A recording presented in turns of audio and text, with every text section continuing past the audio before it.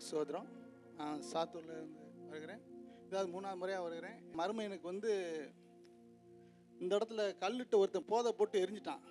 அப்போ இப்படி ரொம்ப ஆண்டு சொல்லிடுச்சு. அப்போ ஆஸ்பத்திரிக்கு நாங்கள் கூப்பிட்டு போகிறோம். ப்ரைவேட் ஆஸ்பத்திரிக்கு டாக்டர் சொல்லிட்டாங்க 1 லட்ச ரூபா ஆகுன்ட்டாங்க. 1 லட்ச ரூபா ஆகுன்னு சொல்லிட்டு அன்றைக்கே ஒரு 10 ரூபா வரைக்கும் நைட்டில் செலவாயிடுச்சு. 1 லட்ச ரூபா ஆகும் அப்படின்னு சொல்லிட்டு, இல்லைங்க என்னால முடியாது, நாங்கள் கவர்மெண்ட்டுக்கு போகிறோம் அப்படின்னு சொல்லிட்டு வீட்டுக்கு கூப்பிட்டு வந்துட்டோம்.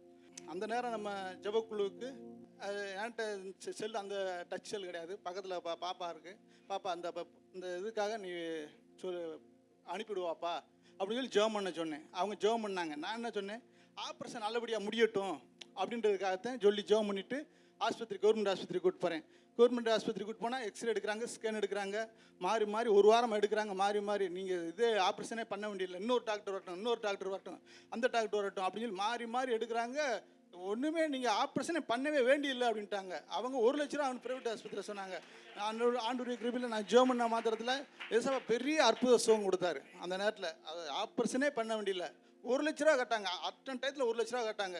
கொடுங்க, ஆப்ரேஷன் பண்ணிடுவோம், இல்லைன்னா உங்களுக்கு ஆபத்து, கண்ணு இதாக போயிடும் அப்படி இப்படின்னாங்க. எங்கிட்ட அவ்வளோ தூரத்துக்கு வசதி இல்லை அப்படின்னு சொல்லிட்டு நான் ஒரு சின்ன காணிக்கை வச்சு ஜெபம் பண்ணிவிட்டு, ஆப்ரேஷன் நல்லபடியாக கவர்மெண்ட் ஆஸ்பத்திரி போகிறேன், நல்லபடியாக முடியட்டும் அப்படின்னு சொல்லிட்டு தான் நான் அந்த ஜெபம் பண்ணிவிட்டு அந்த காணிக்கை வச்சுட்டு போனேன். ஆண்டவர் சுகமாக அற்புதமாக எந்த 1 ரூபா உன செலவு இல்லாத அளவுக்கு ஆண்டவர் அற்புதம் செய்தார். அப்படி செய்த தேவனுக்கு கொடான ஒரு சோதரம்.